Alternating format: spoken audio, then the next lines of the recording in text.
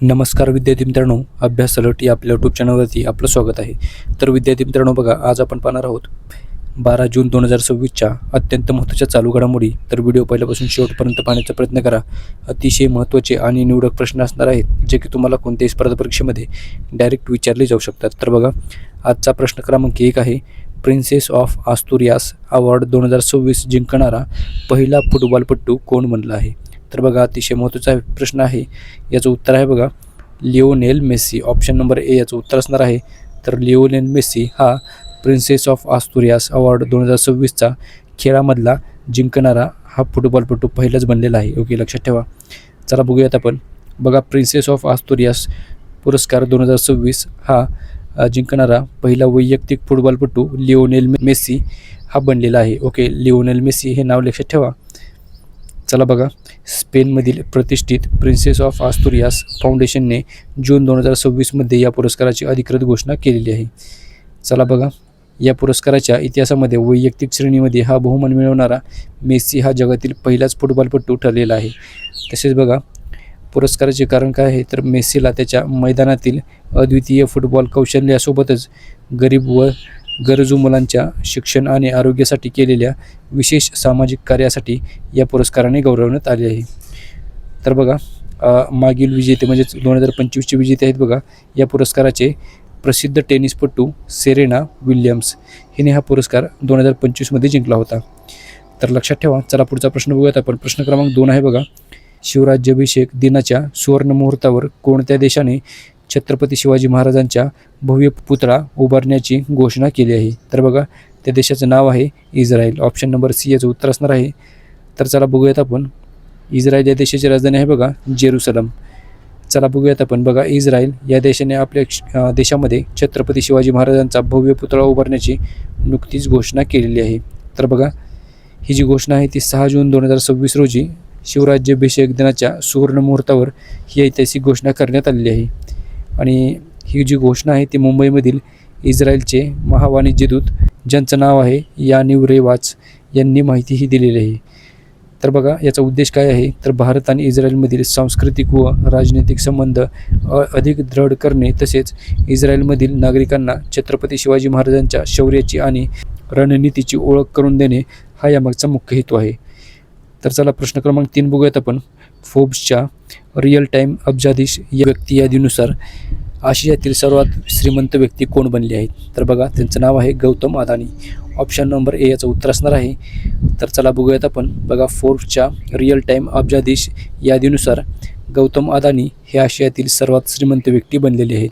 तसेच बघा, अदानी समूहाच्या शेअर्समध्ये झालेल्या जोरदार वाढीमुळे त्यांनी मुकेश अंबानी यांना मागे टाकून पुन्हा एकदा हा अव्वल मान मिळवलेला आहे, अव्वल स्थान. तर बघा, फोर्ब्सच्या ताज्या आकडेवारीनुसार गौतम अदानी यांची एकूण संपत्ती अंदाजे 117 अब्ज डॉलर म्हणजेच बिलियन डॉलर एवढी आहे. तसेच बघा, दुसरे स्थान जे आहे ते रिलायन्स इंडस्ट्रीचे चेअरमन मुकेश अंबानी हे आहेत. त्यांची एकूण संपत्ती 86.9 अब्ज संपत्तीसह ते आशियामधील दुसऱ्या क्रमांकावर आहेत. लक्षात ठेवा. चला पुढचा प्रश्न आहे बघा. प्रश्न क्रमांक 4 बघा, भारतातील पहिले इंडिया AI डाटा लॅबची स्थापना करणारे विद्यापीठ कोणते आहे? तर बघा, विद्यापीठाचं नाव आहे चंदीगड विद्यापीठ. ऑप्शन नंबर सी याचं उत्तर असणार आहे. तर चला बघूयात आपण. बघा, जो प्रकल्प आहे तो भारत सरकारच्या इलेक्ट्रॉनिक्स आणि माहिती तंत्रज्ञान मंत्रालयाद्वारे चालवल्या जाणाऱ्या इंडिया AI मिशन अंतर्गत राबवण्यात येत आहे. लक्षात ठेवा. तर बघा, याचा उद्देश काय आहे, तर याद्वारे संशोधकांना आणि विद्यार्थ्यांना सुरक्षित वातावरणात सरकारी व गैरसरकारी डेटाबेस म्हणजेच डेटासेट उपलब्ध करून दिले जातील, आणि जेणेकरून देशामध्ये आर्टिफिशियल इंटेलिजन्स नवसंशोधनाला चालना मिळणार आहे.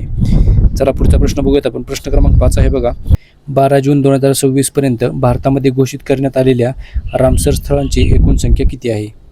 तर बघा, याचं उत्तर आहे ऑप्शन नंबर ए म्हणजेच 100. एकूण 100 रामसर स्थळ भारतामध्ये झालेले आहेत. तर चला बघा, भारताचे 100वे रामसर स्थळ म्हणजे जयप्रकाश नारायण बर्ड सेंच्युरी हे आहे, आणि हे उत्तर प्रदेशमधील बालिया जिल्ह्यामध्ये स्थित असून 5 जून 2026 म्हणजेच जागतिक पर्यावरण दिनी बर्ड सेंच्युरीला 5 जून 2026 रोजी म्हणजेच जागतिक पर्यावरण दिनी रामसर स्थळाचा दर्जा प्राप्त झालेला आहे आणि त्यामुळे भारतातील रामसर स्थळांची संख्या आता 100 झालेली आहे. तर लक्षात ठेवा 100व्या क्रमांकाचे हे रामसर स्थळ आहे. चला पुढचा प्रश्न बघूयात आपण. प्रश्न क्रमांक 6 आहे बघा, जागतिक बालमजुरी विरुद्ध दिवस दरवर्षी केव्हा साजरा केला जातो? तर बघा याचं उत्तर आहे 12 जून. ऑप्शन नंबर ए म्हणजेच आजच्या दिवशी जागतिक बालमजुरी विरुद्ध दिवस हा दरवर्षी आपण साजरा करतो. ओके, लक्षात ठेवा. World day against child labour हा दरवर्षी आपण 12 जून रोजी जगभरामध्ये साजरा करतो. आंतरराष्ट्रीय कामगार संघटनेच्या बालमजुरीचे उच्चाटन करण्यासाठी आणि लोकांमध्ये याविषयी जागरूकता निर्माण करण्यासाठी 2002 या दिवसाची सुरुवात करण्यात आलेली आहे.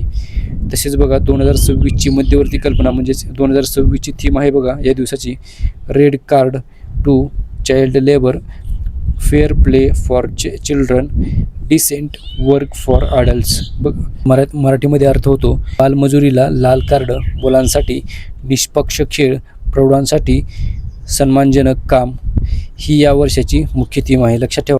या दिवसाचा उद्देश काय आहे तर बघा 5 ते 17 वयोगटामधील मुलांना मजुरीच्या विळख्यातून बाहेर काढणे आणि त्यांना दर्जेदार शिक्षण, आरोग्य तसेच सुरक्षित बालपण उपलब्ध करून देणे हा यामागचा मुख्य उद्देश आहे. लक्षात ठेवा. चला पुढचा प्रश्न आहे बघा, प्रश्न क्रमांक 7 बघूयात आपण. जून 2026मध्ये कोणत्या राज्य सरकारने निकोटीन आणि तंबाखूयुक्त सर्व उत्पादनावरती 1 वर्षासाठी प्रतिबंध लावला आहे? तर बघा नागालँड या राज्याने हा प्रतिबंध लावलेला आहे. ऑप्शन नंबर बी याचं उत्तर असणार आहे. नागालँड या राज्याची राजधानी आहे बघा कोहिमा. चला बघा यामागचा उद्देश काय आहे तर राज्यातील सार्वजनिक आरोग्य सुधारणे आणि विशेषतः तरुण पिढी व लहान मुलांना तंबाखूच्या घातक दुष्परिणामांपासून वाचवणे हा या मोहिमेचा मुख्य हेतू आहे. तर चला पुढचा प्रश्न बघूयात आपण. प्रश्न क्रमांक 8 आहे बघा, केंद्र सरकारने इंडिया AI मिशनच्या मुख्य कार्यकारी अधिकाऱ्याचा अतिरिक्त प्रभार कोणाकडे दिला आहे? बघा सौरभ विजय यांच्याकडे हा प्रभार देण्यात आलेला आहे. लक्षात ठेवा नाव सौरभ विजय. चला बघूयात आपण पुढचा प्रश्न. प्रश्न क्रमांक 9 आहे बघा, जगातील सर्वात मोठी सौर ऊर्जा विकास बाजारपेठ म्हणून भारत हा कितव्या क्रमांकावर आला आहे? तर बघा या प्रश्नाचं उत्तर आहे ऑप्शन नंबर बी म्हणजेच दुसऱ्या. तर भारत हा दुसऱ्या क्रमांकावर आला आहे.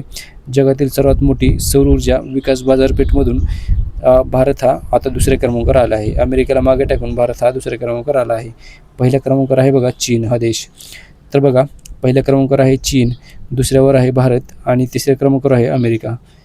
तर चला पुढचा प्रश्न बघूयात आपण. प्रश्न क्रमांक 10 आहे बघा, जागतिक ब्रेन ट्यूमर दिवस आणि जागतिक महासागर दिवस दरवर्षी केव्हा साजरे केले जातात? तर बघा याचं उत्तर आहे ऑप्शन नंबर बी म्हणजेच 8 जून. दरवर्षी आपण 8 जून रोजी हे 2 दिवस म्हणजेच जागतिक ब्रेन ट्यूमर दिवस आणि जागतिक महासागर दिवस हे साजरे करतो. ओके, लक्षात ठेवा. महत्त्वाचा प्रश्न आहे बघा. तर चला बघा जागतिक ब्रेन ट्यूमर दिवस हा दरवर्षी आपण 8 जून रोजी साजरा करतो आणि याची सुरुवात 2000 सालामध्ये झाली होती. याचा उद्देश आहे बघा ब्रेन ट्यूमरबाबत जनजागृती करणे, रुग्णांना व त्यांच्या कुटुंबियांना आधार देणे आणि लवकर निदान व उपचारांचे महत्त्व अधोरेखित करणे हा या दिवसामागचा मुख्य उद्देश आहे. लक्षात ठेवा. आणि हा दिवस जर्मनीमधील जर्मन ब्रेन ट्यूमर असोसिएशन या संस्थेच्या पुढाकाराने सुरू करण्यात आलेला आहे.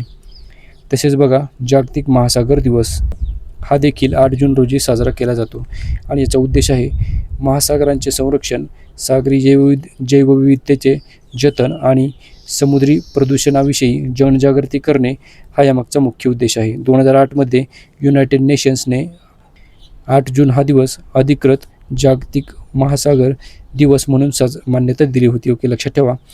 आणि याच प्रश्नाबरोबर आजच्या दिवसाचे जे करंट अफेअर्सचे प्रश्न होते ते सर्व आपण कव्हर केलेले आहेत. विद्यार्थी मित्रांनो, व्हिडिओ कसा वाटला हे तुम्ही कमेंट करून नक्की सांगा. भेटूयात आपण उद्या. धन्यवाद.